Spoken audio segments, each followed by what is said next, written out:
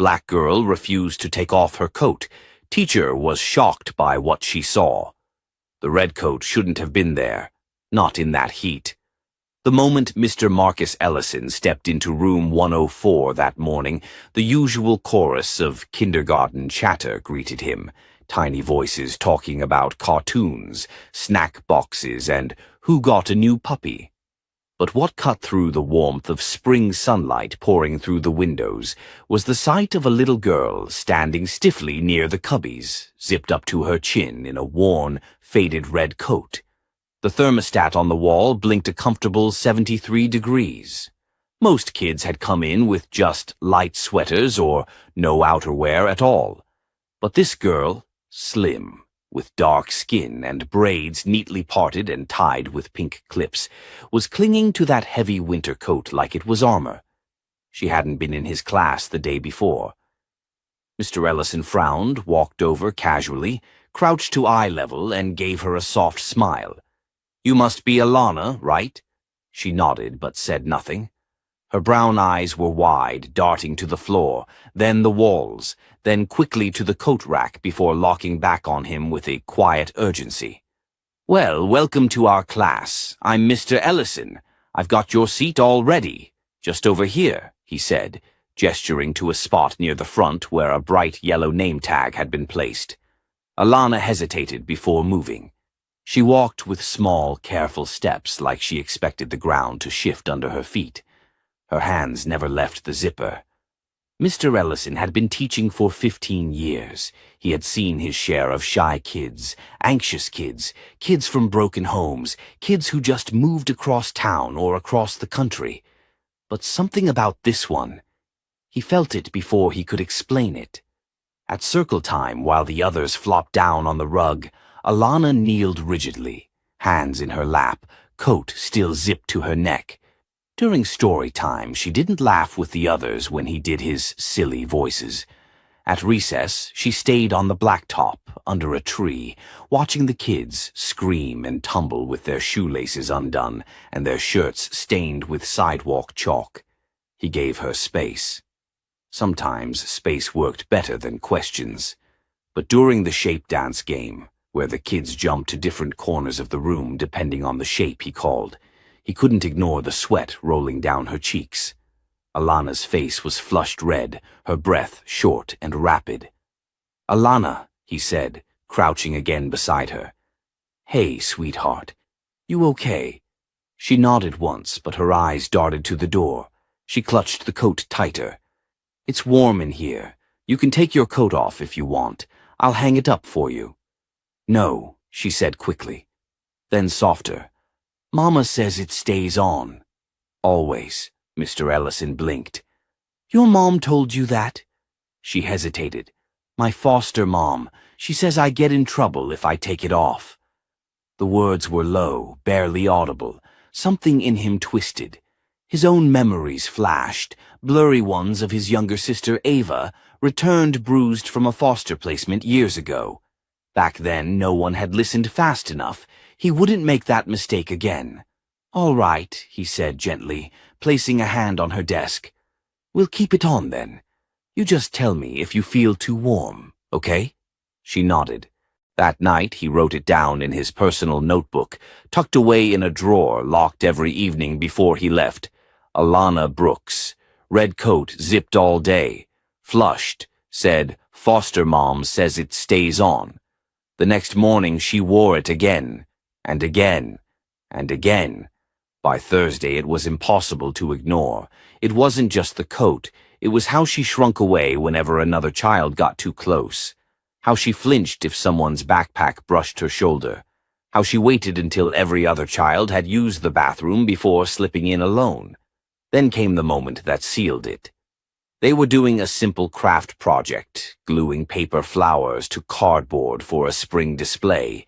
He gave them blunt scissors and bright colors, and the room was alive with giggles and sticky fingers. Alana sat quietly at one end, focused on cutting purple petals with methodical precision, her coat sleeves bunched at the wrists, restricting her movements. Another student, Jasmine, reached for a glue stick and accidentally bumped Alana's arm. Her scissors slipped. Alana gasped, not loud but sharp, and yanked her arm back, her hand clamping tightly around her sleeve. Mr. Ellison saw her eyes widen in panic. Her breathing grew shallow. Jasmine, confused, apologized. "Sorry, did I poke you?" Alana quickly shook her head. "I'm fine." But Mr. Ellison had already seen it. A flash of greenish-yellow discoloration, bruising just below the sleeve. Faint outlines, like fingers. He didn't say a word. Not then. But his hands trembled slightly as he helped clean up the scraps of paper and glue. He caught Alana watching him out of the corner of her eye, as if trying to measure whether he'd seen anything. That night, his entry read, April 6th, left forearm, possible bruising. Child startled, protective of injury. Friday morning, he went to the front office. "Do we have any background on Alana Brooks?" he asked the secretary, Ms. Joyner. She handed over a thin file. Transferred from Green Hill County. Foster placement approved 3 months ago. Guardian listed as Miriam Trent. "Do we know anything about Miss Trent?" he asked. Ms. Joyner shook her head. "Never met her. She usually just drops Alana off at the curb." He opened the folder again. "No medical notes. Just standard immunizations. No alerts." Back in the classroom, Mr. Ellison watched Alana out of the corner of his eye. She didn't notice him. She was watching the other kids again. Not with envy. Not even with curiosity. Just distance. Like she wasn't supposed to belong. After lunch, he brought in a guest reader, a local librarian named Mr. Terry, a warm, bearded man who always did exaggerated voices for the kids. Everyone laughed during the Gruffalo, even the normally quiet ones. Except Alana.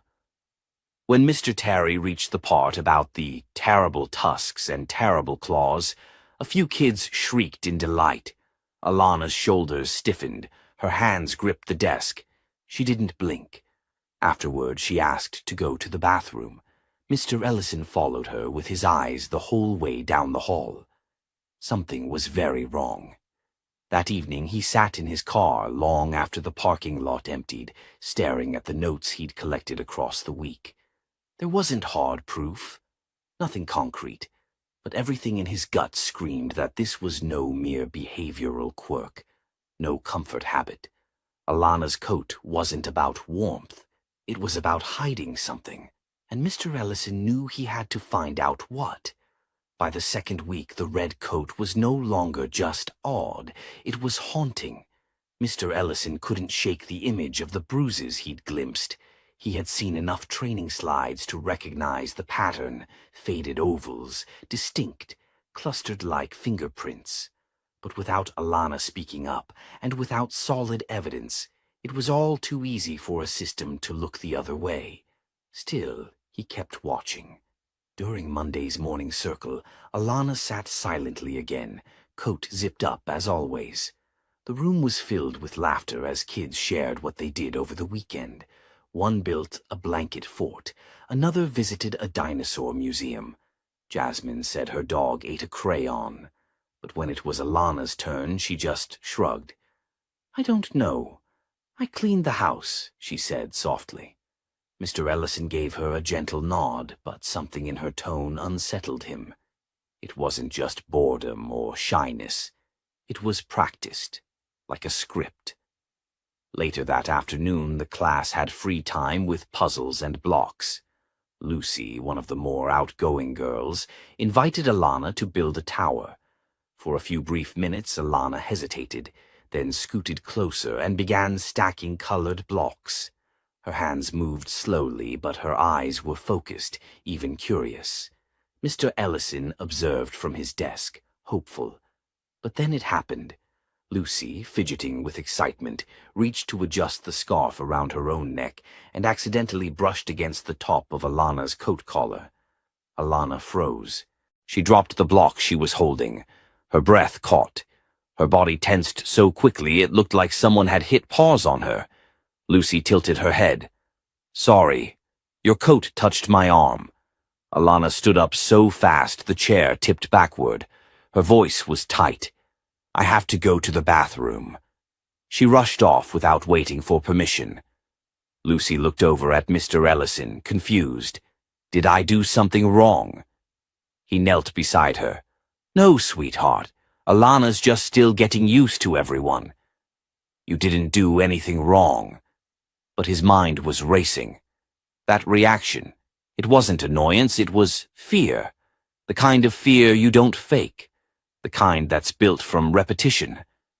After school, he brought it up with Nurse Jennings. "She panicked," he said, pacing her small office. "Just a hand brushing her collar. That's not normal." The nurse leaned back in her chair. "You're thinking abuse." "I'm beyond thinking it," he said. "She has bruises. She's terrified of anyone touching the coat. And every time she talks about her foster mom, she looks like she's walking on a wire." Nurse Jennings sighed. "We can't force her to remove the coat, Marcus. Not unless there's an emergency. But we could request a routine wellness check. We do it for all new transfers. Maybe she'll open up." "Do it," he said. The next morning, Nurse Jennings pulled Alana aside with a warm smile and a gentle tone. "Hey, sweetheart. We're doing quick checkups today, just to make sure everyone's healthy and strong." Alana's fingers immediately gripped her coat tighter. "Did Mama say it was okay?" she whispered. "She knows we take care of kids here. It's just to make sure you're doing all right. Nothing scary, I promise." Alana looked toward the hallway, eyes wide. "She says no one's allowed to see under my coat." The words chilled both adults. Nurse Jennings crouched gently. "You're safe here, Alana. We just want to help." But Alana was already shaking her head, tears brimming. I'm sorry, I can't." And then she turned and fled. Nurse Jennings let her go, her face grave. "That's not just fear," she said to Ellison later. "That's conditioning. She's been taught that the coat is a line no one can cross." Ellison nodded. "And the longer we let it stay zipped, the more damage we let continue." That afternoon, he made a decision. When Miriam Trent arrived for pickup, 20 minutes late, as usual, he stepped outside the classroom and approached her. She wore oversized sunglasses and a faux leather purse slung over one shoulder. Her smile was stiff, like plastic. "Ms. Trent, do you have a moment?" She glanced at her phone. "Not really. I have errands." "I wanted to ask about Alana's coat," he said carefully. "She seems very distressed when we mention taking it off, even when she's overheating." Ms. Trent's eyes narrowed just slightly behind the glasses. She had an accident when she was younger, left some scarring on her torso and arms. "She's self-conscious." Mr. Ellison nodded slowly. "Of course, but if it's a medical issue, we'd need documentation to ensure we're providing the right support." Her tone turned cold. "There is no need to involve anyone. She's fine. She just needs time." He tried again. "I'm only asking because it's affecting her learning, and frankly, I'm concerned." Ms. Trent leaned in, voice dropping. "She's my foster child, Mr. Ellison. I am legally responsible for her. I suggest you not overstep your role." Her smile returned, but now it was tighter, meaner. "If you keep pressing, I'll have no choice but to report you for harassment." Alana stood behind her, silent as always. Her eyes never left the ground. Mr. Ellison clenched his jaw. "If there's nothing to hide, Miss Trent, you shouldn't be afraid of us making sure she's okay." "She is fine," Miss Trent snapped, grabbing Alana's wrist. "Come on." She pulled the girl away down the hallway, the echo of her boots sharp and angry. Mr. Ellison stood frozen for a moment. The building was quiet. Too quiet. Back in his classroom, he sat down and opened his notebook. He added the newest entry. April 10th. Nurse wellness check refused. Child distressed. Guardian defensive. Warning issued. He knew now this wasn't about suspicion anymore. Something was happening behind that coat, and someone was making sure it stayed hidden. By Tuesday, Mr. Ellison had stopped pretending this was going to resolve quietly. He watched Alana shuffle into the classroom just after the bell, her red coat zipped so tightly the collar brushed her chin. The heat had climbed to the low 80s, and most of the kids were peeling off their hoodies and light jackets.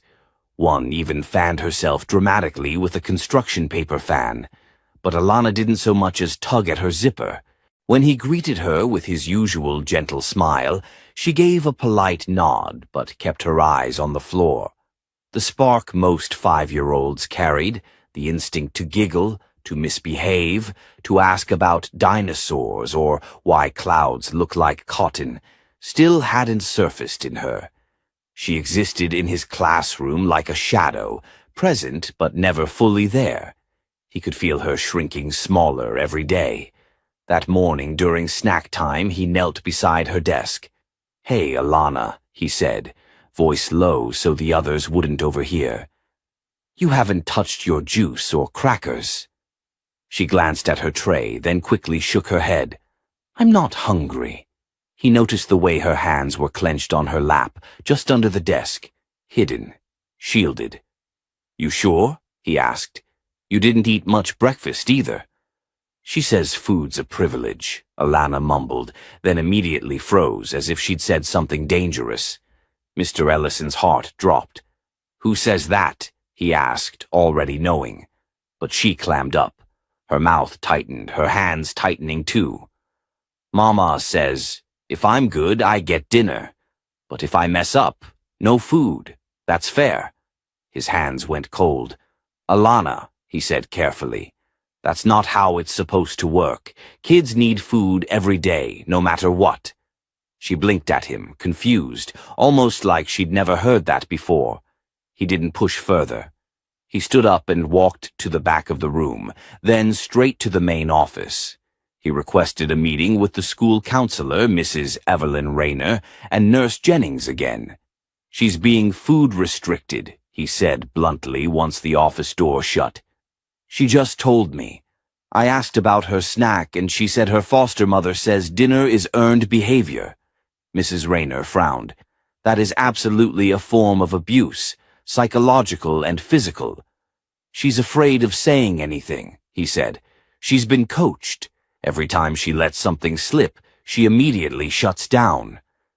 Nurse Jennings nodded. "The coat is part of it. It's not just a shield. It's a muzzle." Mrs. Rayner exhaled. "I'm making a formal report. We'll escalate to CPS again." But Mr. Ellison didn't feel satisfied. Reports could vanish into the system. CPS already visited once and left empty-handed. He knew too well how loopholes swallowed red flags. He returned to class and watched Alana, her knees bouncing nervously under the desk. Every few minutes she would glance at the door, almost like she was afraid someone was going to walk in and take her away. After school, Mr. Ellison stayed late. Long after the last parent pickup, he opened his laptop and started researching. Miriam Trent, foster parent, registered in Fulton County. Licensed 14 months ago. No previous violations on file. He dug deeper into property records, social media, anything he could find. No Facebook, no Instagram. Just a LinkedIn profile that listed freelance childcare provider and a few old addresses. Then he found something odd. An address linked to her name in rural South Georgia. A foreclosure notice from 2 years ago, but no follow-up. It was a farmhouse, 2 hours away, and the mailing address had been switched to a P.O. box 6 months after her license was approved. Why would a foster parent in Atlanta maintain a P.O. box in the middle of nowhere? He jotted it down in his notebook. Something wasn't right. The next day, Alana didn't show up. The front office said her guardian had called in sick. Same thing on Thursday. On Friday, there was no call, no message. Mr. Ellison checked the attendance sheet 3 times. Nothing. He asked the office to call the number on file, straight to voicemail. That afternoon, he asked Mrs. Rayner if she'd heard anything back from CPS. She shook her head. I've tried calling their liaison twice. They said they're looking into it. That girl could be anywhere right now, he snapped. She could be locked in a room without food. She could be hurt. I know, Marcus, she said, calm but serious. But we have to follow legal channels. He paced the hallway outside the office, heart pounding. Memories of Ava, his sister, flashed again. The way the state had said she was fine. Then, one night, she wasn't. He walked back into the office. I'm not waiting anymore, he said. That evening, he drove to the last known address listed for Miriam Trent in the CPS database. A small duplex on the east side of the city. The curtains were drawn, no lights. He knocked, no answer. He peeked through a window. The furniture was still inside, a plate on the table. But something felt wrong. Just as he turned to leave, an elderly neighbor opened her door a few steps away. You looking for Miriam? She called. Yes, he said, stepping toward her. Do you know if she still lives here? She packed up last weekend, the woman said. Real quiet. Took off in the middle of the night. I thought that was strange, with the little girl and all. Mr. Ellison's stomach twisted. She had the girl with her. The woman nodded. Yeah, the one in the coat. Always looked scared. Do you know where they went? Didn't say, but I saw her loading up the car with boxes. Looked like she was leaving town. He pressed his lips together, nodded, and thanked her. Then he climbed back into his car and called Mrs. Rayner. She's gone, he said. Took Alana and disappeared. There was silence on the other end. She didn't get permission for a move, Mrs. Rayner finally said. That's illegal. That's custodial interference. Mr. Ellison clenched the steering wheel. She ran. She ran because she knew we were closing in. That night he wrote one final line in his notebook. April 14th. Missing.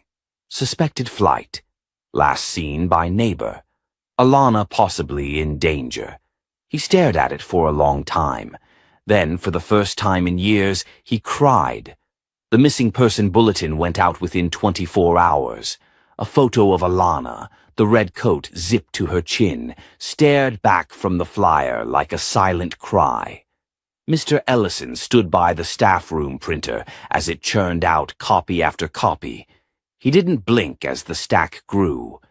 Detective Luis Alvarez arrived at Lincoln Elementary the next morning wearing a charcoal gray suit and a tired look that suggested too many of these cases and too few happy endings.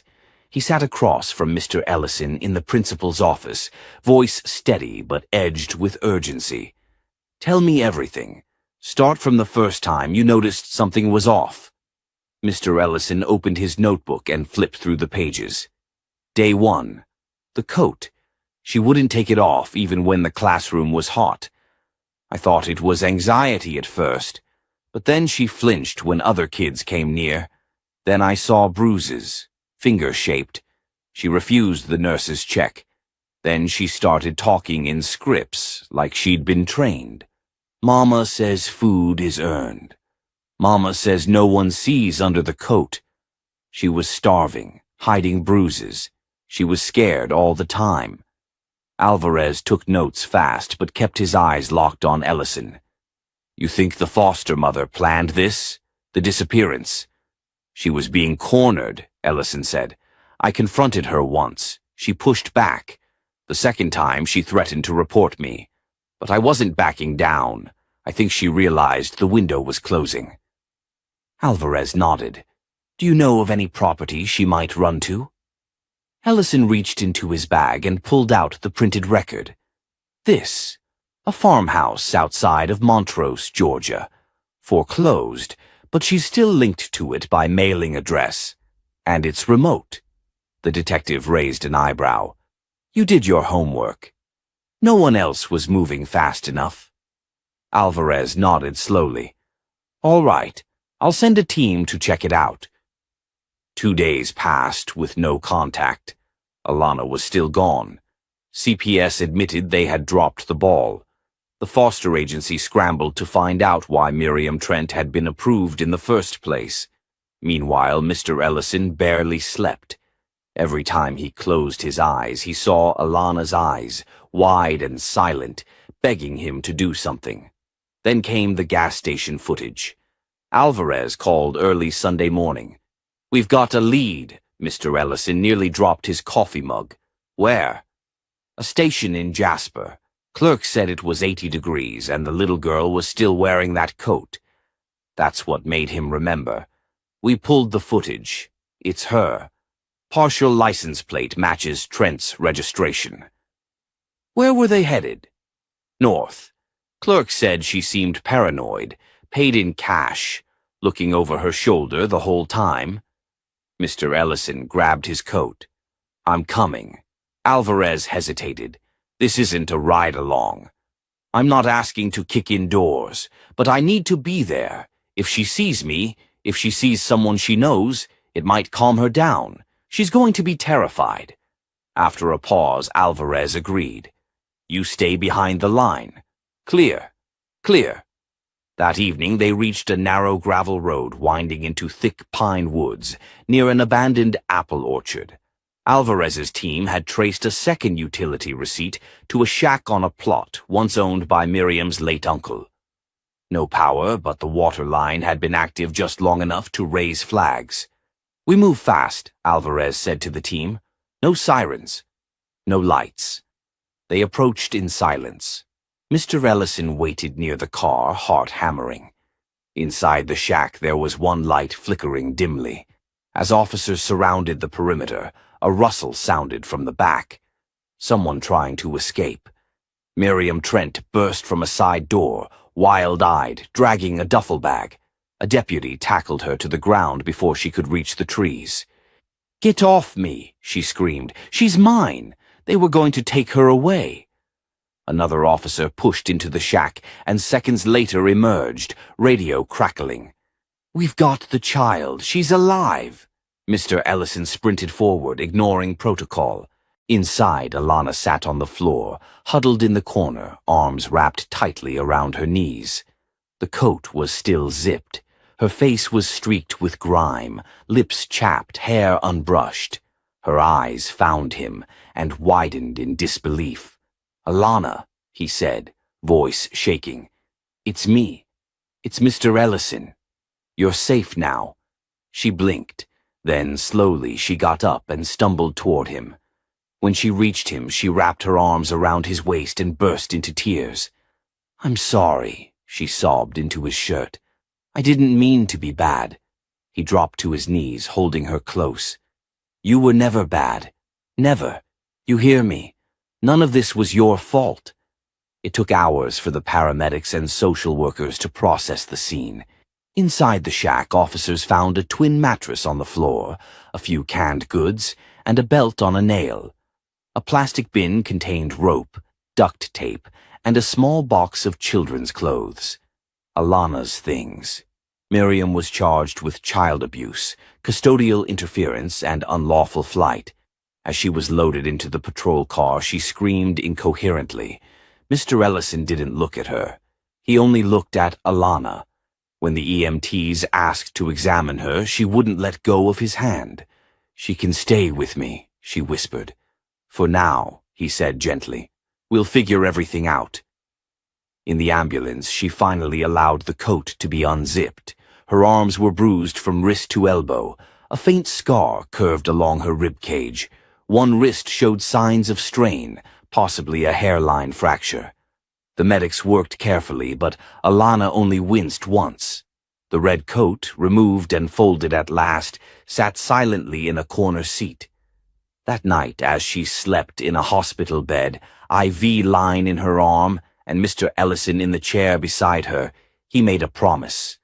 No more zipped coats, no more silences. She was going to be heard, and never, ever ignored again. The hospital smelled like antiseptic and plastic, but for the first time in weeks, Mr. Ellison could breathe. Alana lay curled on the bed beside him, her small frame swallowed in a set of oversized hospital pajamas. The red coat had been taken away for evidence, and without it, she looked smaller, but also, somehow, lighter. Her breathing had evened out, and her fists, so often clenched, now rested loosely on the sheets. He watched her as nurses came and went, checking vitals, whispering with careful voices. None of them asked her too many questions. That would come later.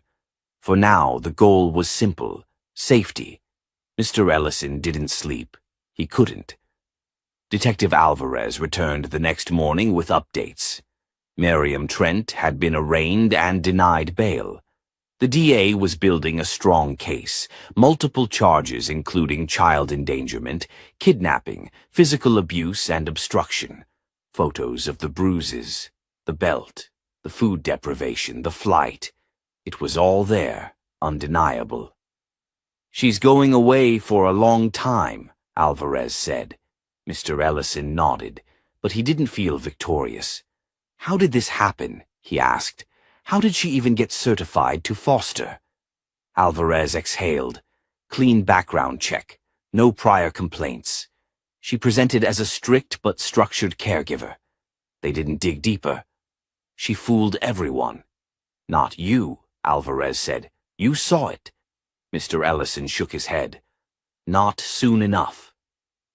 That same day, CPS placed Alana in a specialized short-term foster home, one built for children recovering from severe trauma.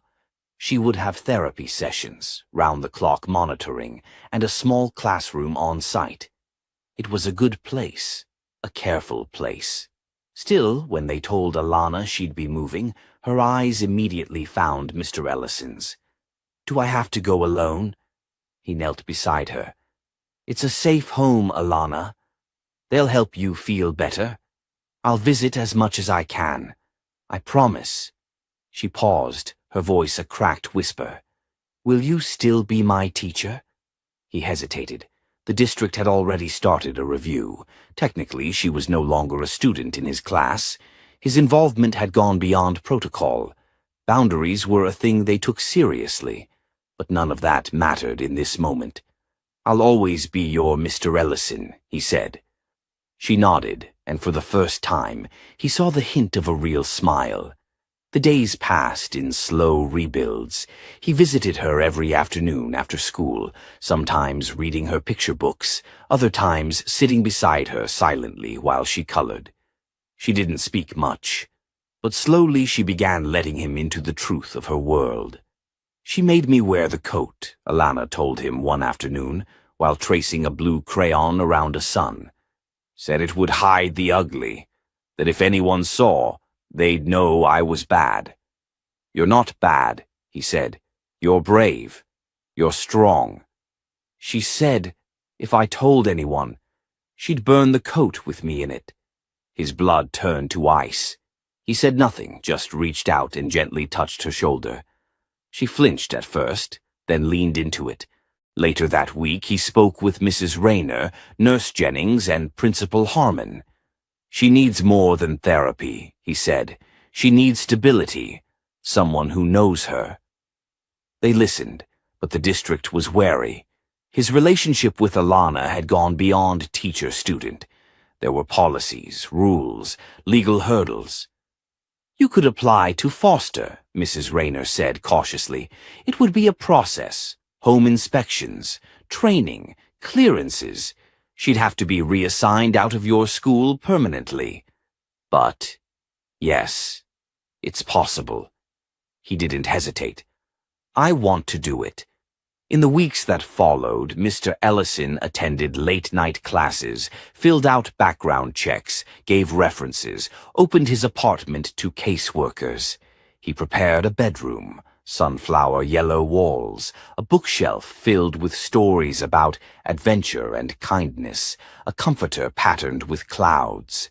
When Alana came for her first supervised visit, she walked slowly through the door, turning her head side to side like she wasn't sure if it was real. "This is mine?" He nodded. She touched the edge of the blanket. There's no locks. Only on the front door, to keep the bad out. She looked at him for a long time, then said, I think I could sleep here. A week later, the final court hearing was scheduled. Mr. Ellison sat in a suit outside the juvenile courthouse, nerves knotted in his stomach.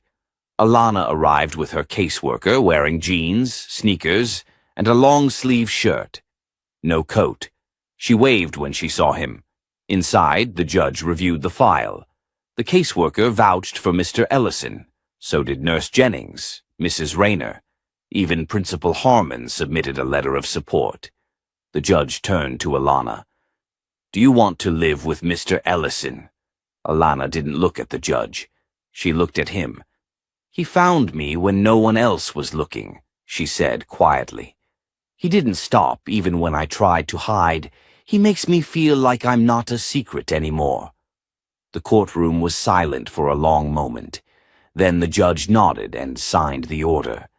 Mr. Ellison didn't cry until they got back to the car. Alana sat in the passenger seat, looking out the window. After a moment, she turned to him. Can I call you something else now? He looked at her. Like what? She bit her lip. Dad. He nodded, unable to speak. That night, in her new room, she placed a small drawing on the shelf. 2 stick figures held hands under a bright sun. One wore a red coat. The other carried a key. For the first time in years, Mr. Ellison's home echoed with the sound of laughter. It wasn't loud or wild. It was soft, barely above a whisper. But it was there. Alana had discovered a collection of silly bedtime stories tucked on the lowest shelf of her new bookshelf.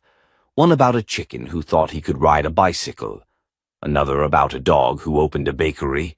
She giggled quietly, especially when Mr. Ellison used ridiculous voices. Can I read one to you? She asked one night, clutching a book to her chest like it was treasure. He blinked. Of course. Her voice was slow, halting in places, but she pushed through every line. When she reached the last page, she looked up at him and smiled just a little. A real one. These moments were becoming more frequent, small bursts of light through the lingering fog. But healing, Mr. Ellison knew, was never a straight line. One afternoon in late spring, Alana came home from school with wide eyes and a clenched jaw. Her new teacher, a kind woman named Mrs. Collins, had reported that Alana had grown unusually quiet during a fire drill. She had refused to move when the alarm blared, and when a classmate tried to guide her outside, she screamed. She thought it was real, Mrs. Collins explained. She thought she was being taken again. At home that night, Alana refused to eat. She didn't speak during their reading time. When he tucked her in, she clutched a pillow like a life raft. Mr. Ellison sat on the floor beside her bed. Want to tell me what happened today? Silence. He waited. Then, in a whisper, she said, I thought she found me. Who? Miriam. I thought she came back. The noise. It felt like before. When she grabbed me at night and shoved me in the car, I thought she was outside. His breath caught. He hadn't known about that detail. The abduction had always been vague in the police reports. Packed boxes, a quick drive, but never the moment she was taken. I'm sorry, he said, his voice low. I didn't know that part. She didn't even let me say goodbye to my toys, Alana muttered. She just said I was bad and it was time to disappear. Mr. Ellison leaned in closer. You are never going to disappear again. Not from me, not from anyone. She looked at him, her eyes shining. Even if I mess up? Even if you eat the last cookie, break a window and color on the dog. You're stuck with me. She laughed through her tears. We don't have a dog. Then we'd need one just so you could draw on it. The tension cracked and she nodded, curling deeper under the blanket.